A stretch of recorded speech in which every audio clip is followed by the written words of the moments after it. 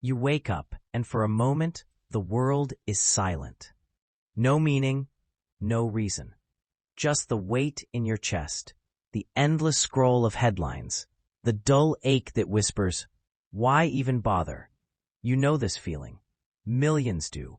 It's the feeling of staring at your phone at 3 a.m., drowning in a flood of chaos. Wars erupting, climate collapsing, culture tearing itself apart. And buried beneath all of it, the quiet thought, there is no point. This is nihilism, the philosophy that terrifies because it strips away every illusion and tells you life has no meaning, no higher purpose, no cosmic justice, just you, thrown into a world that doesn't care whether you rise or whether you vanish. But what if I told you nihilism is not the worst of it? What if there is something darker, something that doesn't just erase meaning, but erases the possibility of a future? This is the hopeless philosophy. And if you've ever whispered to yourself, why get up? Why try? Why fight? Then you've already tasted. Because nihilism at least leaves you standing. It confronts you with emptiness, but you were still alive inside that void. You still could choose. You still might create. There's still a canvas, even if it looks blank. But hopelessness doesn't leave you standing. It pushes you to your knees. It doesn't just steal meaning. It convinces you there will never be meaning again. It doesn't just laugh at your purpose. It burns the very idea of purpose to ash. That is why it is darker than nihilism. And that is why so many of you are trapped right now, scrolling, surrendering, slowly becoming shadows of the people you could have been. Look around. A generation of doomers. A culture that has made despair fashionable. Memes about giving up. Jokes about quitting life before it even begins. Entire online subcultures that glorify hopelessness as if surrender were wisdom. But you know deep down, surrender is not wisdom. Surrender is death. And the truth is simple. If you keep feeding this hopeless philosophy, you will not survive it. This is not theory. This is not abstract. This is about you, your energy, your drive, your future. So tonight, we strip this philosophy bare. We expose where it came from, why it spreads like a virus, and most importantly, how to kill it before it kills you. Because if nihilism told you life has no meaning, the hopeless philosophy tells you you don't matter enough to make one. And if you accept that, you are already gone. So ask yourself right now in the silence between these words, are you ready to face the belief that is darker than nihilism? Or are you already kneeling before it? Nihilism. The word itself feels like a shadow, cold, absolute, final. You've heard it before in books, in late-night arguments, in memes that circle the internet like vultures.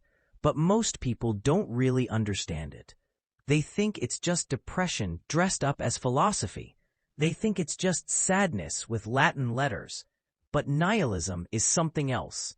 At its core, nihilism says life has no objective meaning, no higher purpose, no eternal truth. The universe does not care, and nothing you do will ever matter beyond the echo of your own breath. It sounds terrifying, doesn't it? And yet people are drawn to it. Why? Because nihilism feels honest. It rips away the masks society forces you to wear. It tears down the fake optimism, the shallow slogans, the lies you've been fed since childhood. Follow your dreams. Everything happens for a reason. Good things come to good people. Nihilism laughs at all of that. It tells you the hard truth. There is no divine script, no cosmic scoreboard, no secret judge keeping track of your virtue points. And for a moment, that feels like freedom, because once you accept there's no meaning, no ultimate reward, no eternal punishment, you are suddenly free from all of it. The guilt, the pressure, the chains of false morality. You don't have to perform for anyone. You don't have to pretend. This is the promise of nihilism. It gives you the power to reject illusions. It allows you to stand naked in the void and say, fine, if there is no meaning, then I will decide what matters. Think about that. If nothing has inherent value, then anything can have value. Your life becomes a blank canvas, a raw battlefield. You can create your own code, your own mission, your own rules. That is why thinkers like Enzi didn't fear nihilism. They treated it as a necessary stage, a cleansing fire. Burn the lies to ashes, and maybe, just maybe, you can forge something stronger in the dark. But here's the hidden truth about nihilism. The truth few admit. Nihilism still leaves you standing. It doesn't kill you. It doesn't bury you. It just erases the map and hands you a pen. You're still alive inside the emptiness. You can still choose. You can still build. And this is why so many young people drowning in fake positivity and corporate platitudes find comfort in nihilism. It feels rebellious. It feels pure. It feels like they've broken free of the matrix and uncovered the truth. But don't be fooled, because even in its coldness, nihilism hides a strange kind of mercy. It whispers, nothing matters, so do what you want. It whispers, nothing matters, so nothing can stop you. It whispers, nothing matters, so you are free. That whisper is the last thread of hope, the faint spark in the ashes. Nihilism leaves you alive enough to move, to fight, to create. But what happens when even that whisper is silenced? What happens when the philosophy doesn't just erase meaning, it erases the possibility of meaning? What happens when it tells you not just that nothing matters, but that it's pointless to even try? That is the moment nihilism transforms into something darker. That is when the hopeless philosophy takes over. And unlike nihilism, hopelessness doesn't leave you standing in the void. It pushes you to your knees. It convinces you that the blank page isn't waiting for your words. It convinces you that the page will never exist at all. This is the escalation. Nihilism is a door. Hopelessness is a coffin. And unless you understand the difference, you won't see the trap until it is already closed around you. Nihilism left you standing in the void.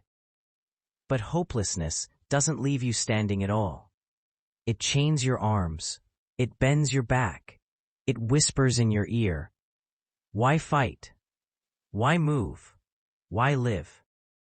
This is the hopeless philosophy, not of emptiness, but of surrender. It has many faces in today's world. Some call it the black pill. Some call it doomerism. Some hide behind memes and irony, laughing about no future while secretly collapsing inside. But behind the jokes and the aesthetics is something far darker. A worldview that convinces you not only that life has no meaning, but that even the possibility of meaning is dead. This hopeless philosophy didn't appear overnight. It has a lineage, a bloodline of despair, stretching back through history. Schopenhauer called life a cycle of endless suffering driven by a blind will to live that could never be satisfied. To him, existence was a curse, desire a prison. Kieran took it even further. He called birth itself a tragedy, life a mistake. He said the greatest crime was bringing another human into the world, sentencing them to pain without their consent. And today, their dark inheritance has mutated into something new, an entire culture of resignation. Scroll through the internet long enough, and you'll see it everywhere. Young people calling themselves doomers. Avatars with hollow eyes and cigarettes. Subcultures that romanticize failure, stagnation, despair. It's not just philosophy anymore. It's an identity. It's a flag that says, I've already lost, so don't expect anything from me. And the timing is no accident. Look at the world around you. Wars that never end. Economic crises that strip away futures before they even begin. Political polarization that tears families and nations apart. A planet overheating. Storms growing stronger. The air itself turning poisonous. No wonder the doomsday clock is now closer to midnight than at any point in history. Just 90 seconds away from global catastrophe. For someone already fragile, already lost. What does that message do? It doesn't inspire courage. It doesn't spark resilience. It confirms the whisper they already believed. Why bother? It's already over. This is why hopeless philosophy spreads like wildfire among the young, because it feels honest. It feels rational. It looks at the chaos and says, "See, I told you so." And it's seductive, because if the future is already doomed, then you are free from responsibility. No pressure, no struggle, no accountability, just surrender, just memes and smoke and silence. Just existing like a shadow until the end finally arrives. But here's the trap. Hopelessness pretends to be truth, but it's actually anesthesia. It convinces you not to fight. It convinces you not to create. It convinces you not to even imagine that tomorrow could be different. Nihilism said nothing matters. Hopelessness says you don't matter. Your future doesn't matter. Humanity doesn't matter. And that shift from nothingness to worthlessness is the real poison. Because the moment you believe it, your life stops before it ever begins. Look closely and you'll see the symptoms everywhere. The young man who stops applying for jobs, convinced the system is broken. The student who stares at the ceiling every night, too paralyzed to move, convinced nothing will ever change. The friend who jokes about ending it all, and you can't tell if it's irony anymore. These are not isolated cases. This is a generation-wide infection. Hopeless philosophy has spread so far that despair itself is now a brand. And maybe you felt it too. That numbness, that quiet resignation, that thought, why should I even try? That's the moment you've already stepped inside the coffin. That's the moment hopeless philosophy has you by the throat. And if you don't see it for what it is, if you don't rip the mask off this belief, it will consume you before you ever had the chance to live. Hopelessness doesn't just appear inside you by accident. It is engineered, cultivated, fed to you like poison in small daily doses until you no longer even notice the taste. Think about the last time you doom-scrolled, thumb flicking endlessly, one disaster after another. Wars, collapses, scandals, fires, floods, and beneath it all, annoying certainty. Things will only get worse. That isn't just bad luck. That is design. Every algorithm is built to keep you staring, swiping, consuming. And nothing keeps your eyes locked to the screen like fear. Nothing keeps you paralyzed like despair. The machines know this, and so they drip-feed you hopelessness. One tragedy, one outrage, one crisis at a time, until hopelessness becomes the air you breathe. Psychologists call it learned helplessness. In experiments, animals trapped in cages were shocked with electricity. At first, they fought, they clawed, they resisted, but when the shocks kept coming, when escape seemed impossible, they stopped moving. Even when the door was left wide open, they stayed inside, waiting for the pain. That is what's happening to you. The constant bombardment of crisis trains you to stop resisting, trains you to believe escape isn't possible, trains you to believe the world is collapsing, and you might as well collapse with it. This is why hopeless philosophy spreads so fast, because it doesn't just live in your thoughts, it colonizes your identity. At first, it's just a feeling of passing doubt. Then it becomes a worldview, a filter on every story you see, and finally, it becomes who you are. You're no longer someone who feels hopeless.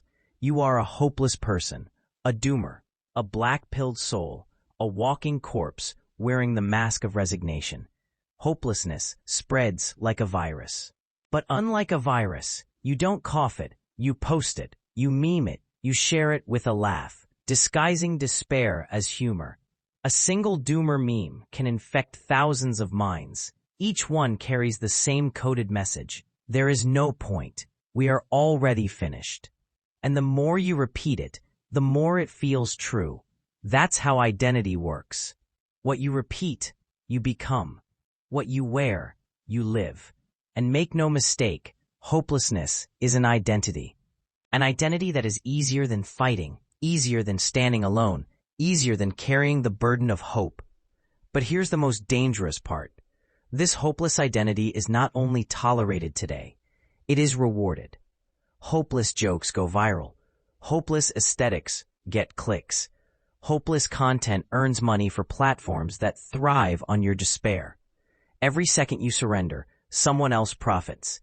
Every time you sink deeper, someone else is cashing in. You are not just hopeless. You are being harvested. And maybe you've noticed it in yourself, that slow shift. At first, you were just tired, just burnt out, just scrolling a little too long. Then you started thinking, what's the point? And now, without realizing it, hopelessness is written into your posture, your habits, your silence. This is the real fire, not the wars, not the storms, but the quiet burning of your spirit, while the world convinces you it's already too late. Anger should rise in you now, because hopelessness isn't just despair, it is control. If you accept it, you will never rebel, you will never stand, you will never build, and that is exactly what the world wants. A generation of quiet, compliant shadows who gave up before the battle even began. Nihilism left you standing. Hopelessness leaves you kneeling. And every scroll, every meme, every post drives you deeper into the ground. Unless you recognize the fire for what it is. Unless you see that hopelessness isn't truth. It's a trap, a system, a virus. And if you don't fight it, you don't just lose your future, you lose yourself.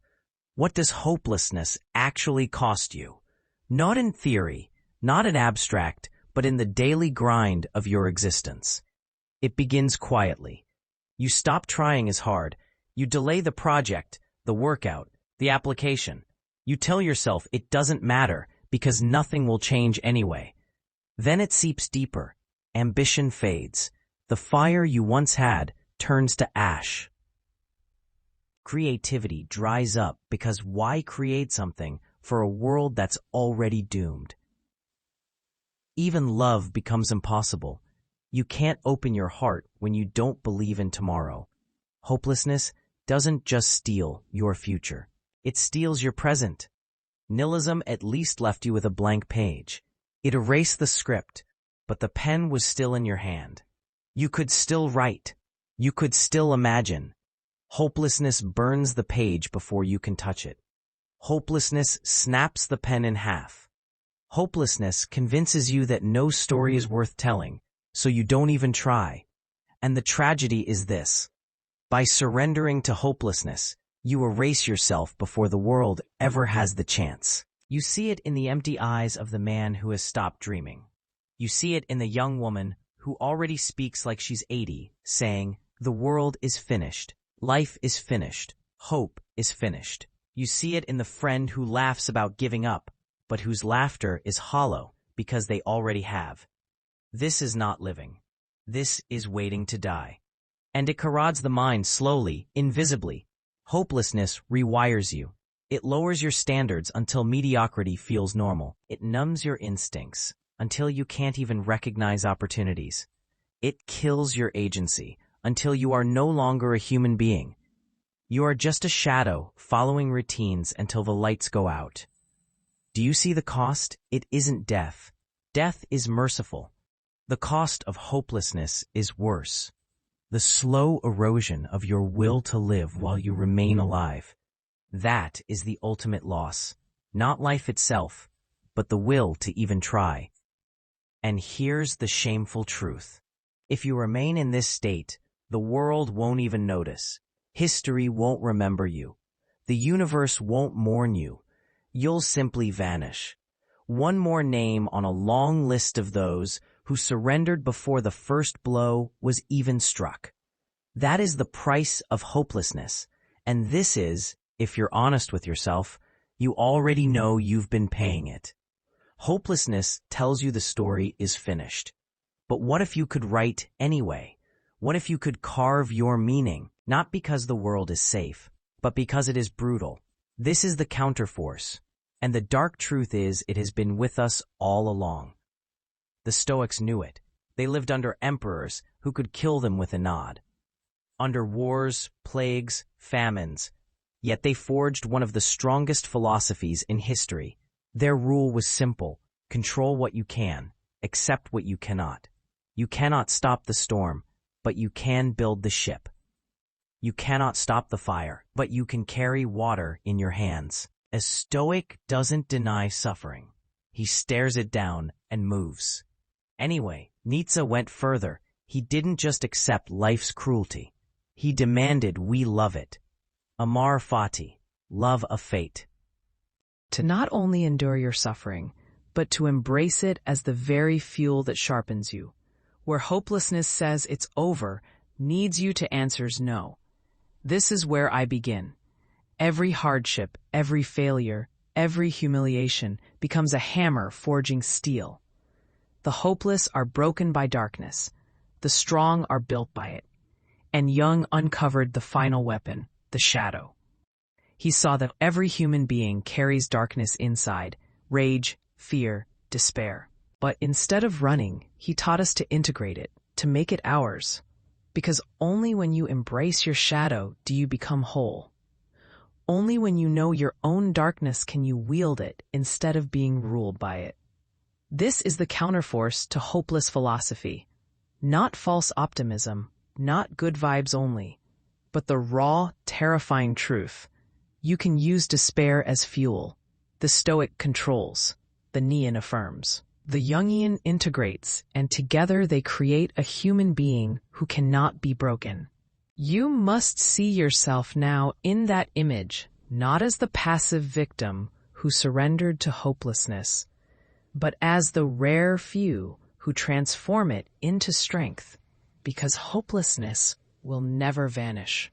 The world will never stop testing you. But now, you hold the weapons. You can turn every wound into power, every scar into armor.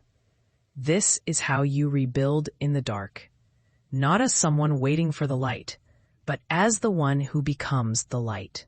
You began this journey staring into the abyss. Nihilism stripped away your illusions, and you thought that was the end. You thought that nothing mattered. That meaning was gone, purpose erased. But then you saw something darker. The hopeless philosophy, the black pill, the identity of surrender. The belief that doesn't just kill meaning, it kills the future. It convinces you not to fight, not to try, not to even stand. That was the coffin. That was the moment you could have vanished into the crowd of shadows. But you didn't. You are still here, which means you are ready to become something different. Understand this. The only way out is not comfort. It is not optimism. It is not waiting for the world to heal you. The only way out is through struggle, through choosing responsibility in the face of chaos, through standing where everyone else kneels, through becoming the kind of person who cannot be broken by despair, because you've already walked inside it and turned it into your fuel. You are no longer the doomer. You are no longer the hollow-eyed drifter scrolling yourself into paralysis. That version of you is already dead. The new you is forged in this fire. You take the nihilist blank page and you write on it. You take hopelessness's coffin and you break it apart, building your own throne from its pieces. This is how you become untouchable. Think of those who came before you. Marcus Aurelius, ruling an empire through plague and war, writing his meditations at night as if each page were his last. Zé, sick, crippled, mocked, yet still carving a philosophy that would outlive him by centuries. Jung, standing at the edge of madness, facing visions so dark they could have destroyed him, yet turning them into insights that healed others. They were not spared despair. They did not escape the darkness. They mastered it. And so will you, because hopelessness feeds on predictability. It feeds on weakness. It feeds on those who surrender before they even try. But when you become unreadable, when no one can see your next move, when no one can measure your resolve, Hopelessness starves. When you become untouchable, when nothing can break you because you've already accepted suffering and chosen it willingly, despair loses its grip. This is the transformation, the rebirth. You are no longer the victim of a collapsing world. You are the one who walks through collapse like a phantom, untouched, unbroken, unafraid. Do you understand the power of that identity? You can lose the job. You can be betrayed. You can be ridiculed, abandoned, attacked, and still you endure. Still you rise. Still you remain. That is untouchable. Not immortal, not perfect, but stronger than anything that tries to end you. And this is the truth hopeless philosophy never wanted you to know. You can't kill a man who has already faced despair and turned it into power. You can't break a soul who has already embraced the void and decided to keep moving anyway. That is you now. That is who you must be. So the choice is clear. Remain a doomer, a shadow, a hollow echo of who you might have been.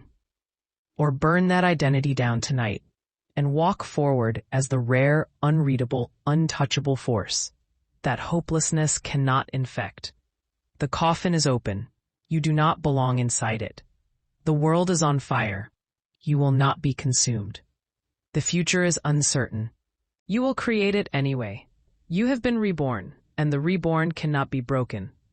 You've seen it now, the difference between nihilism and hopelessness, the blank page versus the coffin, the cold void versus the living death of surrender.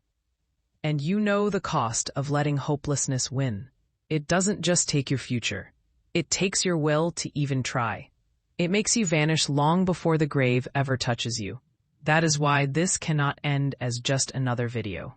This must end as a ritual, a decision. Because if you walk away and do nothing, the fire will consume you again. The memes, the feeds, the poison drip of despair. It will pull you back under, and you will forget the strength you felt in this moment. So, you must anchor it. You must mark the death of your old self and the birth of the untouchable. Here's how. Right now in the comments, write the words agency back. It is not just text. It is your public declaration of war against hopeless philosophy. It is the proof that you will never kneel again. Type it and you carve the words into your identity. Type it and you remind yourself every time you return here who you have chosen to become. And when you do, you join a legion of others who refuse to surrender. Not sheep, not shadows, but men forged in the dark, carrying fire through the storm. Understand this. Subscribing here is not about content. It is about staying awake, staying armed, staying unbroken. Every time you return, you sharpen the edge. You fortify the identity. You protect yourself from slipping back into despair. So if you are done with being the victim, if you are done being the doomer, if you are ready to carry the weight of your own life, subscribe now. Not as a favor to me, but as a vow to yourself. This is not motivation. This is transformation. This is the end of your weakness and the beginning of your power. Remember, hopelessness is a coffin. You do not belong inside it. You have agency back. You are untouchable and you will never kneel.